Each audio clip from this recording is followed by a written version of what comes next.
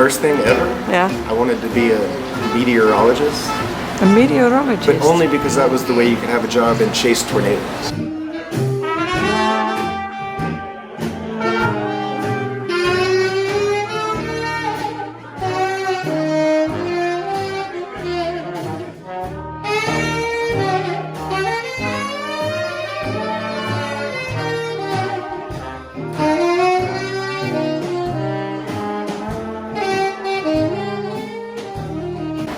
My dad grew up in the coast of Mississippi, and so he always loved New Orleans music and jazz because the radio stations would still make it there. And then my uncle was lived here for a long time, and he was a school teacher. Kermit Ruffins, he taught him math at Lawless, and then he worked for Ladder and Bloom, which is a real estate agency, and he was a cook and had a shop, And he was the New Orleans uncle, which now that's me, because I have a nephew, 2 nephews. So every birthday, I was always get like him a unicycle. I learned how to do that. I learned to juggle. He always sent me some strange things. That is great. But every vacation was either to the Mississippi Gulf Coast or to here. And so half the family was in Mississippi, and some of the family was here. And this is an amazing city, isn't it? It's so creative. It's full of life and just. And specifically for like this kind of music, which is but not specifically Django style, but for the early jazz music, it's the best place in the whole world. Yeah, it is.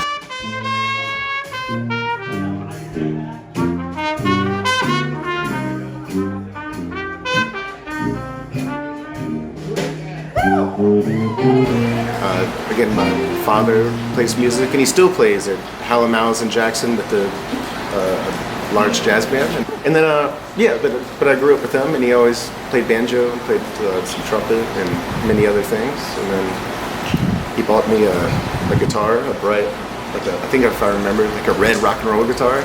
And then I wanted to just ride bikes and BMXs instead. And then after that, got a guitar again. I think the first time was I was young and at a party, and I saw somebody pull out a guitar, and it was just wow. And everybody gave them attention. What a sound! By the way, what kind of this is a holo and actually I got this. A holo, Bob Holo. Yeah, I got it from Bob like right before the quarantine. Okay. So it was a nice time to have a guitar because it's like, there's nothing to do. Hello, guitar. We are about to become Is this the one I played for a little bit? Because I felt it was a great guitar. It's easy to play and beautiful sound. Yes, and it's really like blossomed because he makes it that way. Like it's grown into itself. Like after a year, it's a completely different guitar. And then they open up. I know. Oh yeah, it's fun. Right before the lockdown here. I just got this Bob Holo guitar, which is very beautiful. But that was where I got to start my good relationship with it because there was nothing but time. And then after that, there was no gigs. And for the past 13 years or something, I'm used to playing every night or like running around and playing music. So there wasn't a lot of that, and there needed a creative output, and everybody was live streaming. So I was going, well, maybe we should play some music. This is my ex, Tiff Lamson, which look her up. She's amazing, has all her own music. She's great. We're like, man, well, I don't know. It kind of seems like we're just going to sit there and play music. I was like, well, maybe, or I think she had the idea. Well, maybe we make it like a show, like maybe do puppets or something. I was like, I like puppets. And so I got the internet thing up and figured out how to do multiple angles and editing. And she started crafting some puppets. And then we have a whole season of going nuts during the quarantine puppet shows, and there's lots of music, and we play live music, and then the puppets play music that we recorded, and there's segments from Friends where we got a guy from Lafayette. He does the Cajun weather with an awesome accent. Or in Dr. Sick, he was like, "Here's our meteorologist, Dr. Sick," and he goes, "Well, how you doing?" And everyone shoots it on their phone and sends it in. It was weekly, so it was like something for everybody to do. But there was puppets. One looked like me, one looked like her. And then there was a couple of segments where the puppets did play guitar. And look, that's my little DuPont. It's a perfect, beautiful. Take it to the music store. Oh no, it's good. But like pretty nice. It's called the Rusty and Fanny Show. And it's adult puppet show, but it's puppets and music and just being so bored. Welcome to the Leslie and Fanny Show. We'll tell you stuff you wanna know, such as Bored and having, that was the outlet during quarantine.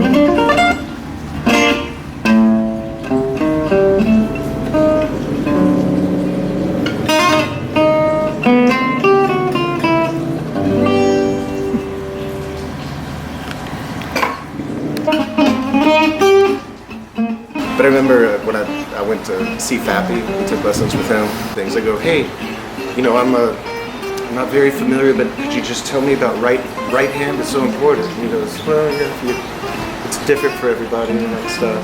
I felt like he was, you know.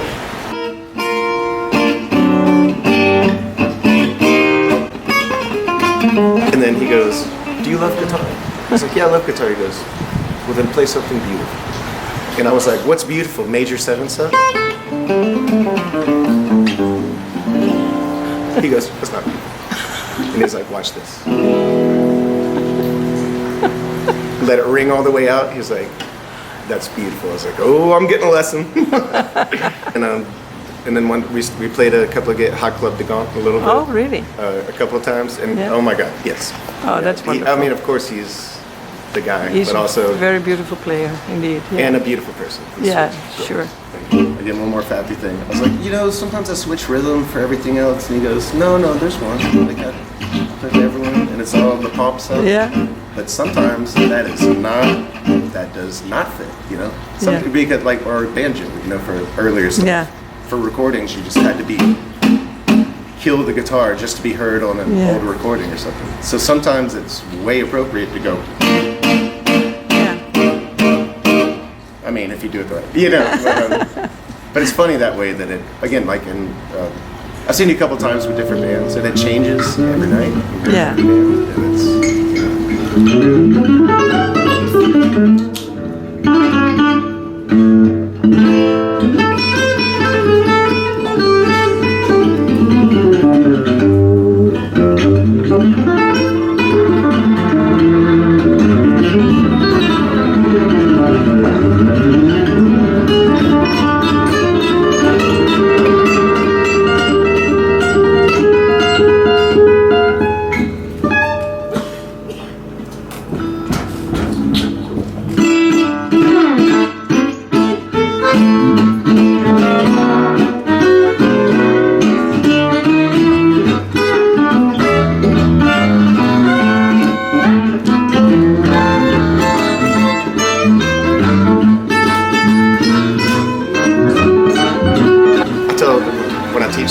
say like, you know, you get like you go up and you learn some stuff. You're like, oh, that's great, and then you just hang, and it takes a while for the next thing. So in that middle thing, you try different strings. You buy a bunch of picks. You know, try everything for that. So no, this is I can't. No, I do Yoko, but this is Tommy Davies. Oh, this is one from Tommy Davies. Yeah. Okay. But also just the regular Dunlop. Yeah. Because I grew up in Mississippi. Yeah. And played in. It's blues, you know. And I had a great guitar teacher, Barry Leach from Jackson, Mississippi. Check him out. He's the guy. But he was a great teacher and always let me. You know, I was like, hey man, I want to learn this song that I think people in my school will like. And he was like, we'll do that, but then we will do some real stuff. Okay, so it started being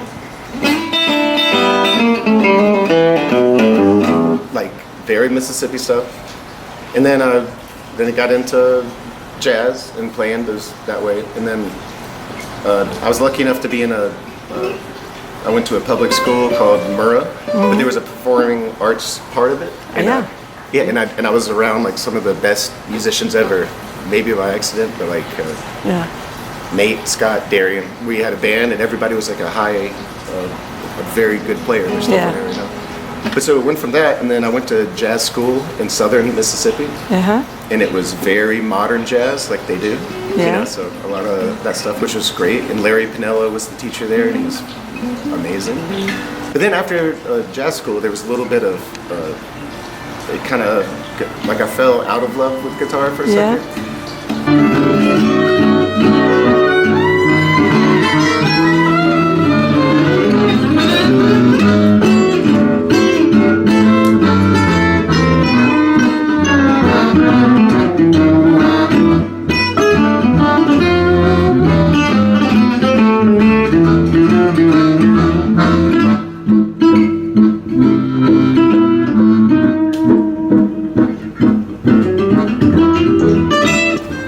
Well, I usually write for the band.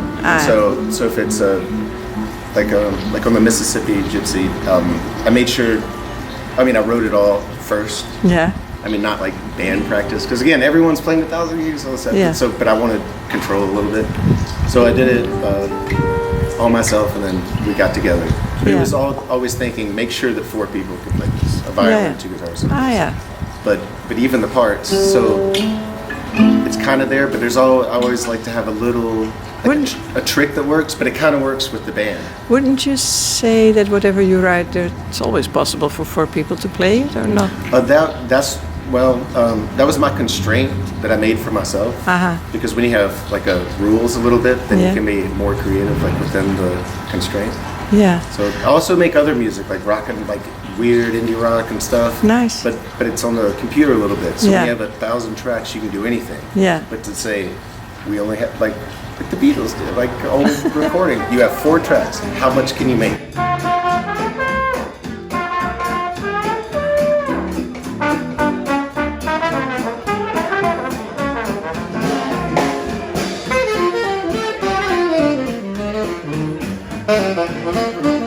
Well, specifically about clarinet, Doreen is amazing.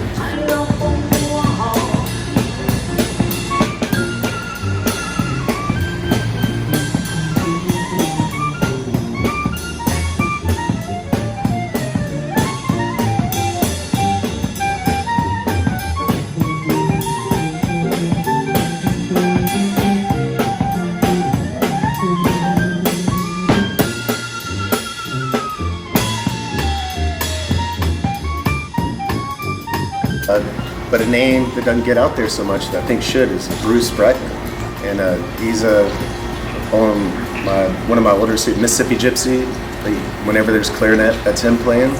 But for me, that was one of the first people that, as far as a reed player, like I just love the way he plays. And then when I play guitar, I'm thinking about really? my first impressions of him a little bit. And Bruce, if you see this, I'm being for real, man. Thank you. You know, but but again, like just destroying clarinet. It sounds like it's exploding. It's loud and it's very, very good. Being loud is also part of the New Orleans style, maybe a little bit. More like tone, you know. Tone, yeah. Like, yeah, not being loud I for the haven't, sake, I sake haven't of being heard. loud. No, I haven't heard music that was just for the sake of being loud. Indeed, Of course, because it's all good. But loud, but sometimes, I mean, it's all decisions. But Yeah. loud is, I mean, you know, with these things, like sometimes it's really nice and people have a light touch. Yeah. And sometimes, like, you get sweet spot.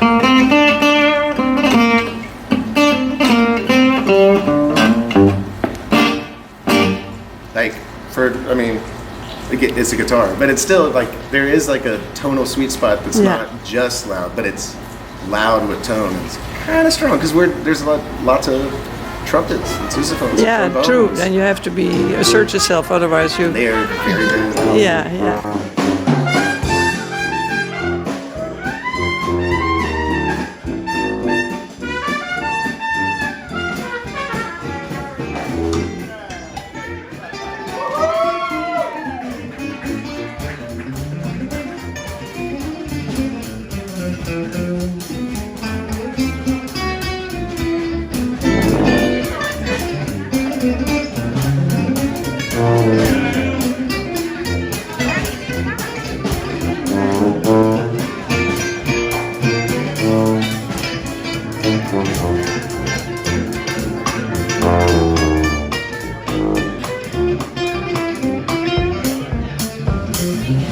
I mean, I've listened to Django forever, but then You always listen to Django already. it was there, and even at jazz school, you know, when you had to play that, you know, did minor swing and I taped my fingers up to play it the right way and all that stuff. But I had a weird pick technique where it was my middle finger. Yeah. So in the hand here, you know, so all the Yeah. electric stuff. Yeah. And so after school, I learned like how you're supposed to practice by methodical and like being slow and not rushing too much. And so when I started getting into the Django style, I was like, I want to do this. And then I changed fingers to the right finger where there was no muscle memory anymore. So this was like all the mistakes of being young and playing guitar. Wasn't it difficult? Because I'm holding my pick the wrong way, and I Again, can't get is it there a right right way? anymore. I can't change it anymore. I'm just so used to do it my way. That was the thing to where I felt like, you know, because I started playing when I was young. So Yeah. every mistake is just built in because I didn't, you know, you're just playing guitar. So, Yeah. so I was like, I really want to systematically like learn Yeah, to get stuff done. that's the way to do So it. knowing that here, Systematic.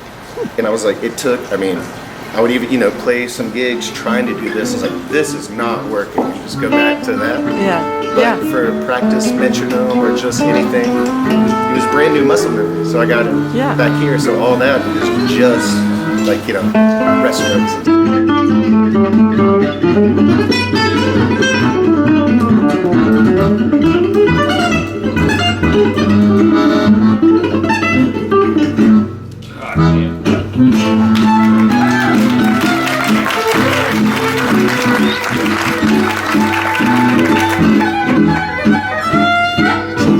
So I got to almost start over a little bit, and then I was kind of burnt out on, you know, guitar and jazz, and then that made it mine again.